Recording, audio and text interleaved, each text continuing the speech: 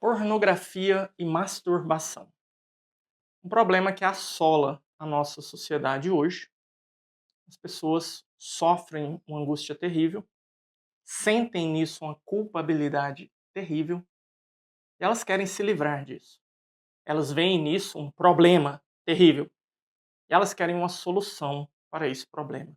Padre William, como eu faço para me libertar desse vício? E hoje nós vamos, com esta aula que eu vou trazer aqui para vocês, tem como objetivo, primeiramente, ajudar você a entender que isso não é um problema. Nem a masturbação, nem a pornografia. E mais do que isso, eu quero mostrar para você que não só não é um problema, como é uma solução. Sim, a masturbação e a pornografia é uma solução. Eu vou te convencer disso com argumentos bastante simples. Eu quero que você saia daqui, primeiramente, então, com essa compreensão. Contra o que estou lutando? Qual é o meu adversário?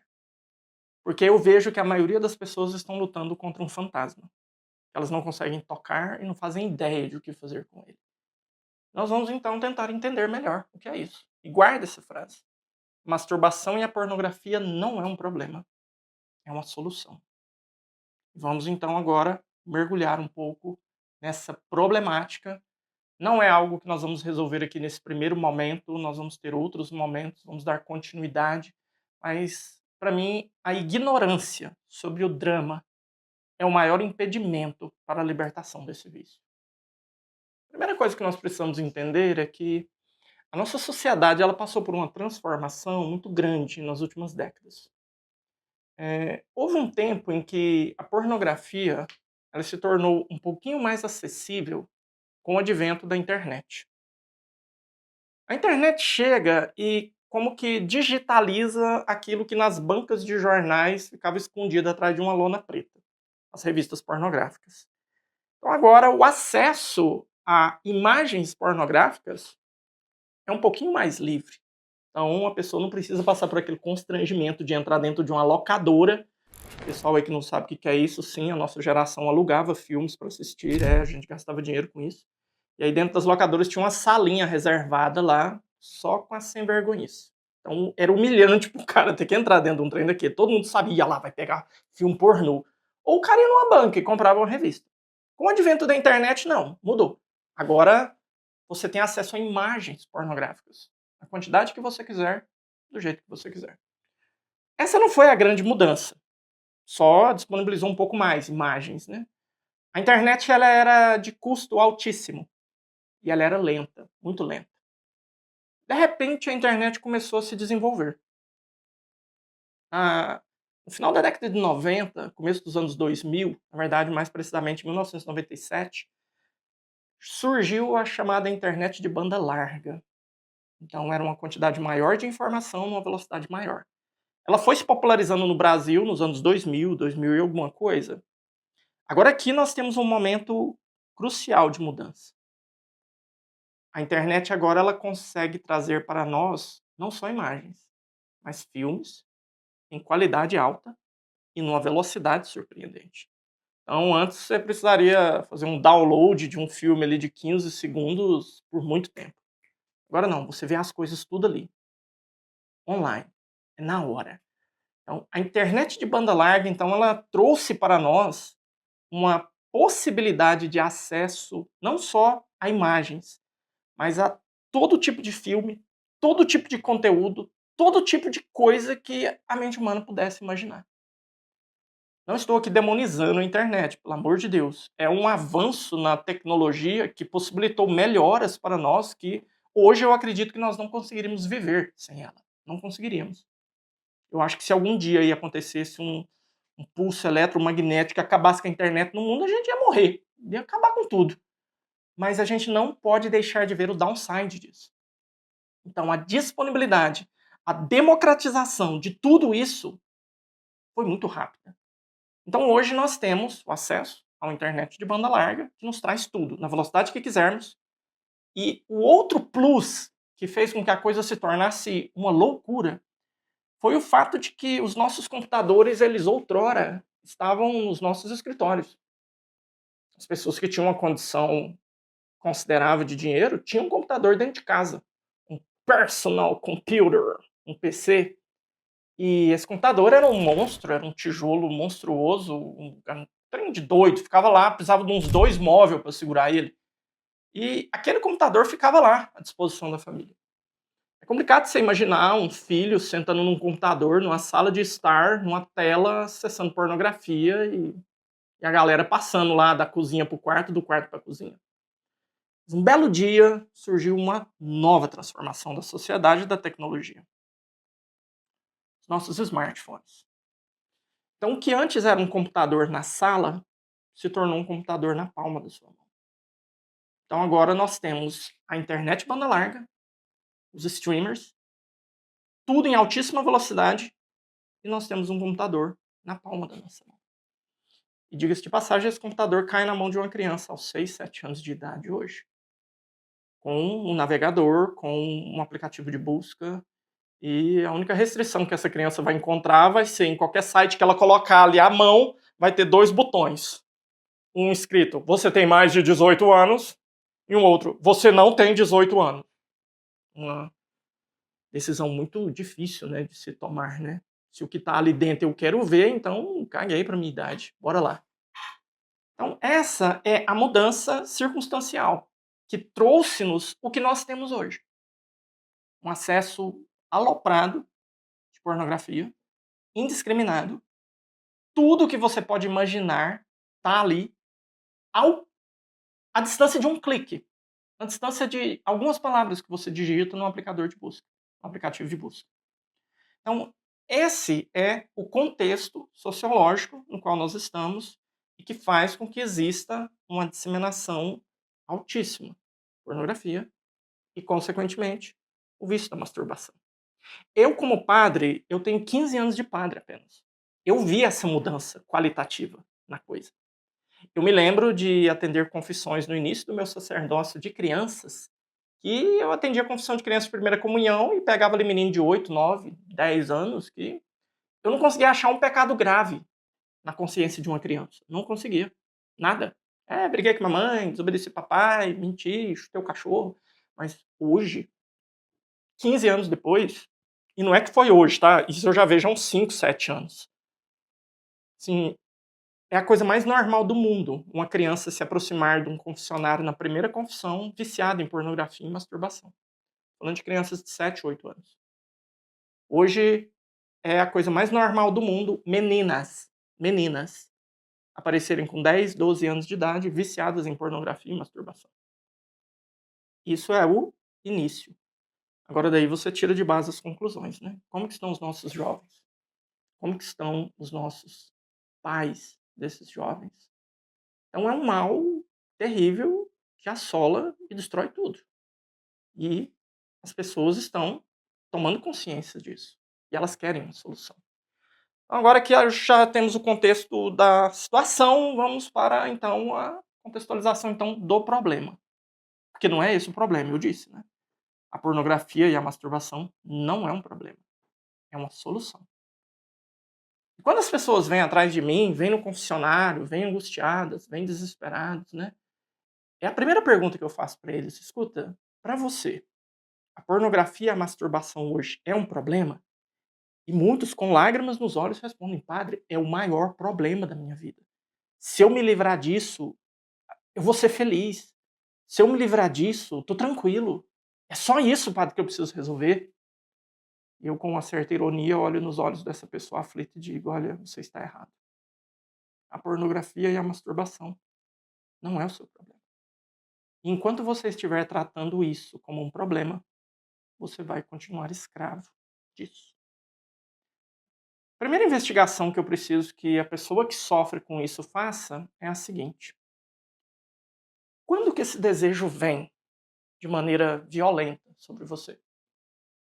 Quando que vem um desejo doido de se esconder, de ficar num quarto sozinho, de trancar uma porta, de ir para um banheiro, pegar um celular, um tablet, um laptop, acessar pornografia e se masturbar? Quando que esse desejo vem de forma avassaladora sobre você?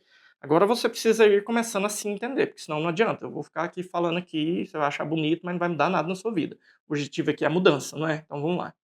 Quando que esse desejo vem no coração de uma pessoa? Esse desejo vem quando você não está bem. Eu não conheço nenhuma pessoa que vive um dia feliz, realizado, que recebeu notícias fantásticas, que foi promovido, que passou num vestibular, que passou num concurso, que ganhou na Mega Sena e naquele dia se masturbou. Eu não conheço essa pessoa. Essa pessoa ainda não nasceu. Eu não conheço ninguém que, estando bem, feliz, realizado, satisfeito, busca por isso. Qual é o estado anímico? Qual é o estado de espírito que faz com que uma pessoa busque por isso? Precisa de um estado negativo. Então, você tem que estar mal. Ou você está triste com alguma coisa, ou você está frustrado com alguma coisa, ou você está decepcionado com alguma coisa, ou você está com raiva de alguma coisa. Você tem que estar puto com alguma coisa. Você não está bem. Você não está bem. E agora aqui a gente vai começar a entender um pouquinho como é que funciona a gente, ser humano, certo? O ser humano, ele precisa. Deus colocou nele uma lei que se chama homeostase. Então, nós precisamos estar em equilíbrio. Isso você percebe com muita facilidade, por exemplo, nas mudanças climáticas. Se você estiver num lugar e estiver muito frio, seu corpo vai começar a tremer. Por que você está tremendo? É o seu corpo precisando entrar em equilíbrio, garantindo que a sua temperatura permaneça de 36,5 a 37 graus Celsius. Você vai tremer para aumentar a temperatura do seu corpo contra o frio que está chegando. Se você tiver com muito calor, solão aí, ó, sapecando, você vai começar a suar. Então, suor é o seu corpo estabelecendo a homeostase. Ele está tentando ali dar uma refrescada para você não sapecar, para você não explodir, para você não entrar em estado de combustão espontânea, certo? Só que essa homeostase ela não acontece só com o nosso corpo, ela acontece com a nossa pessoa. Nós precisamos estar equilibrados. E esse equilíbrio também é entre o corpo e a alma. Então, quando você vive um dia onde você passou por muita raiva, você ficou frustrado com alguma coisa, o seu chefe acabou com você, certo? Você passou raiva no trânsito, alguém te deu uma fechada, alguém bateu em você, sua mulher chegou e descascou você depois do seu trabalho, seu filho chegou e falou, tá tudo ruim, sei lá, você é jovem, você teve problemas, você não passou no vestibular, você bombou na prova de habilitação, assim, não sei, mas quando você está vivendo um drama, você fica num estado de desequilíbrio. Imaginemos uma balança onde você coloca coisas boas e coisas ruins. Então, a balança das coisas ruins parece que pesou mais. E agora você está num estado de desequilíbrio. O seu corpo percebe esse desequilíbrio. O seu corpo vê você aí nesse estado de down, triste, jururu, depressivo. E o seu corpo sabe que isso não é saudável para o indivíduo. Porque você, nesse estado, pode acabar querendo resolver esse negócio dando um fim nessa vida. Então, o seu corpo sabe que você precisa de um equilíbrio, de uma homeostase existencial. Então, o seu corpo vai te propor alguma coisa que ele sabe que vai te dar aí uma satisfação. Tipo, deu tudo errado no trabalho. Tem que ter alguma coisa agora que vai dar certo. Deu tudo errado lá na sua casa, não sei, com sua família, deu tudo errado na sua escola, na sua faculdade. Tem que ter alguma coisa agora que vai dar certo.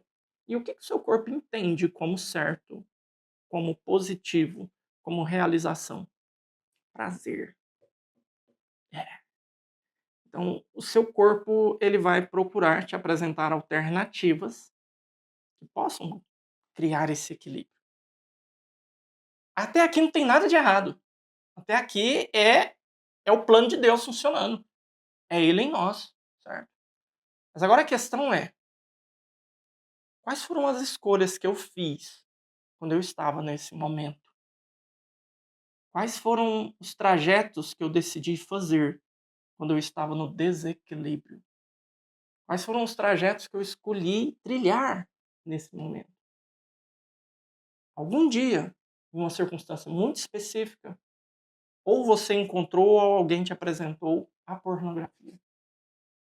e você de repente se viu diante de uma cena de sexo explícito, alguma coisa assim, você viu que aquilo causou um turbilhão dentro de você. Seu corpo ficou louco. Você começou a experimentar emoções que você nunca tinha experimentado na sua vida. E você então encontrou, e hoje a pornografia é um tutorial de promiscuidade, né? Você encontrou como conseguir um prazer que você nunca tinha experimentado. Prazer num orgasmo. E aquilo ali foi uma sensação que o seu corpo nunca mais vai esquecer. Nunca mais. Foi um prazer que o seu corpo nunca mais vai esquecer. Existe prazer em comer um chocolate. Existe prazer em fazer uma boa leitura. Existe prazer em uma boa conversa com amigos, com família. Existe prazer em observar uma vista bonita. E existe prazer no orgasmo. E não tem como nós colocarmos esses prazeres lado a lado. Nós estamos falando de intensidades em discrepância inenarrável.